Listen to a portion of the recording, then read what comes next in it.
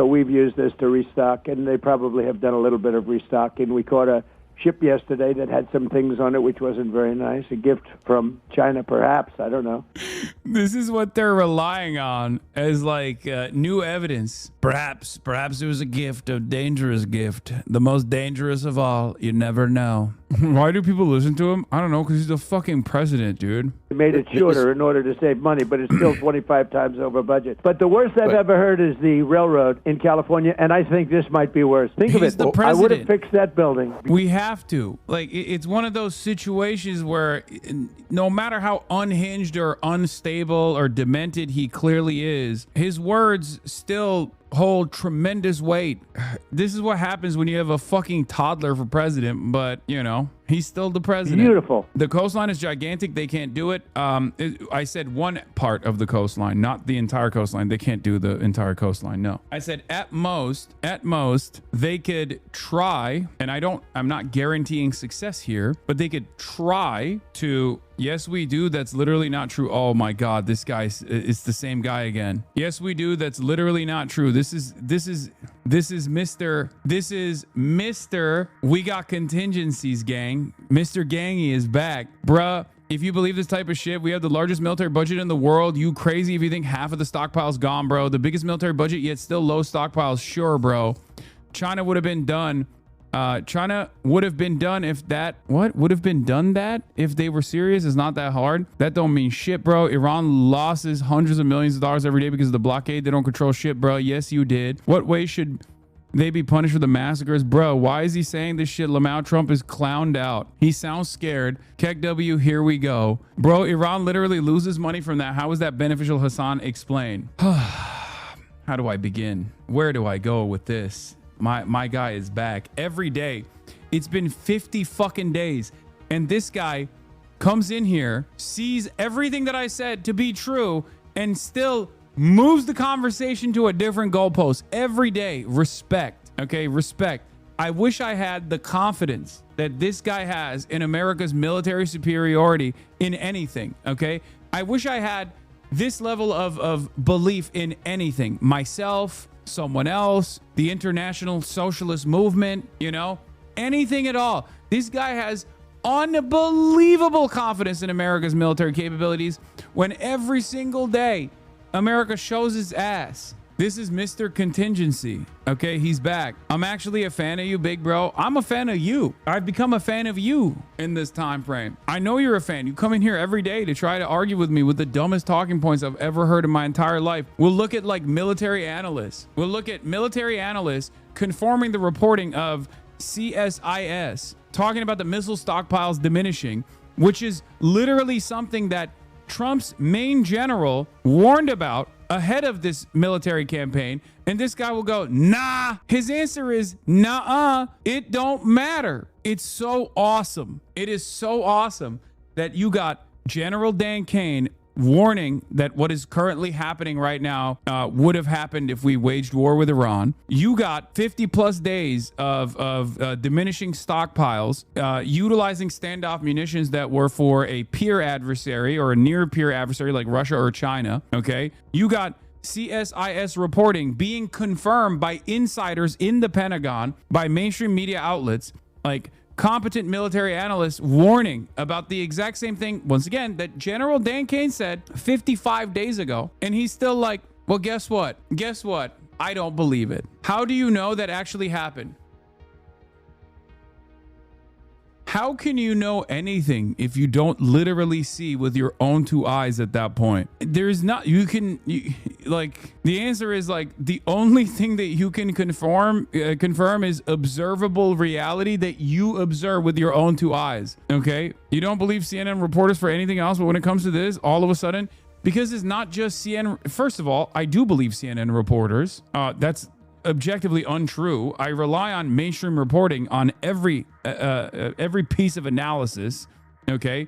But what I do is also look at their biases, right? CNN has no interest in this instance to make it seem like America's stockpiles are diminishing. So that's the reason. And this is not just CNN, reporting on this. This is military analysts that are also offering corresponding information And last but not least, this is coming 55 days after the fucking main general himself warned about it. At some point, you have to look at the overwhelming amount of evidence here and assume that there's probably a little bit of veracity to the claims being made. Okay, guys, enough dogpiling Hassan's favorite chatter. I'm sorry you will never be Hassan's favorite chatter, but you certainly won't get there by being mean. You will get there by being stupid. That's not true. No, you can be a good chatter if you offer good analysis as well.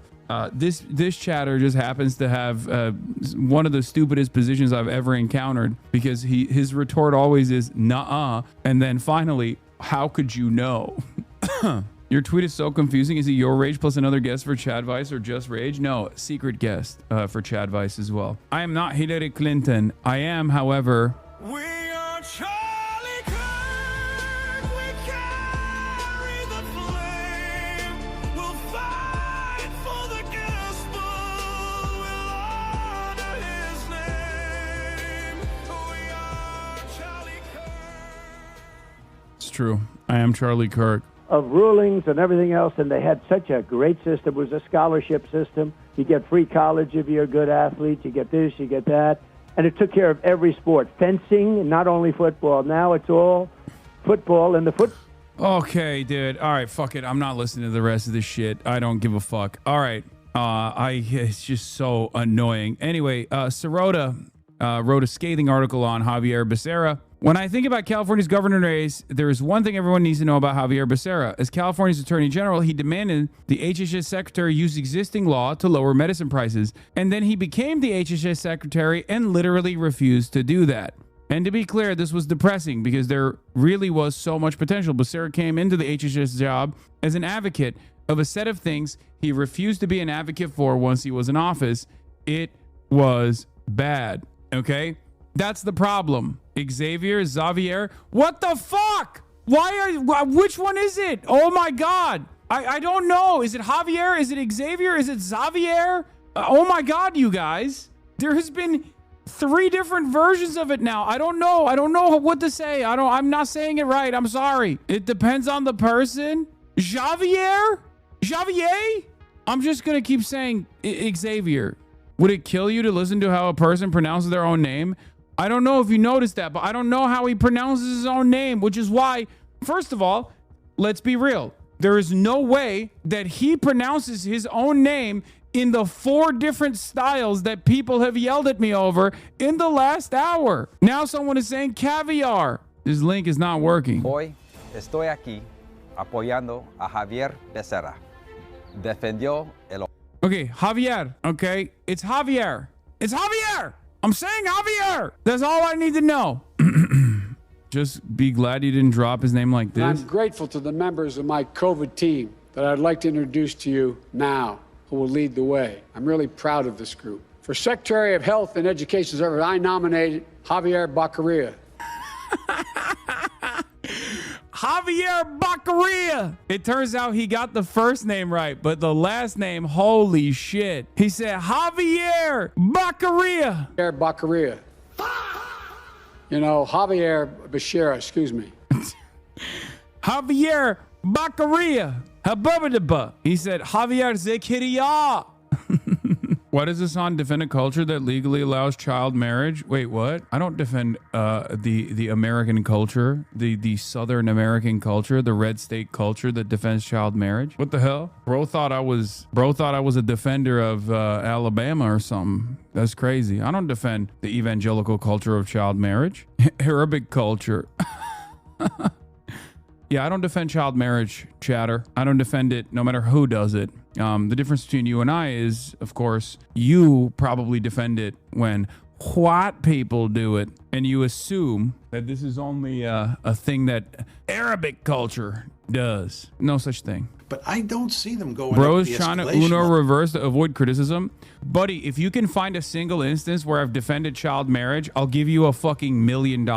Okay? There is no Uno reverse here, you fucking idiot. You can't claim Uno reversal and he's trying to avoid criticism if the criticism is not landing because it's something that you invented in your fucking mind. I've never defended child brides or child marriage at all. You're a fucking moron. What am I supposed to do? Avoid criticism when the criticism is just made up in your mind? I can't fight your demons for you, buddy. Maybe you thought I was Asmongold or something, because between him and I, only one has unironically defended at least some of the child bride culture. There's only one political movement in the country that I live in that is actively trying to keep child marriages intact, and that is a political movement that I oppose. Evangelical Christianity, even if it's not the entirety of the evangelical Christian movement, it's more often than not Republicans who do defend child marriage, who do actually try to keep it legal. Yeah, maybe he confused you for one of the 51 Republicans in the Texas House that voted against HB 168, which aimed to prohibit marriage for anyone under the age of 18. Yeah,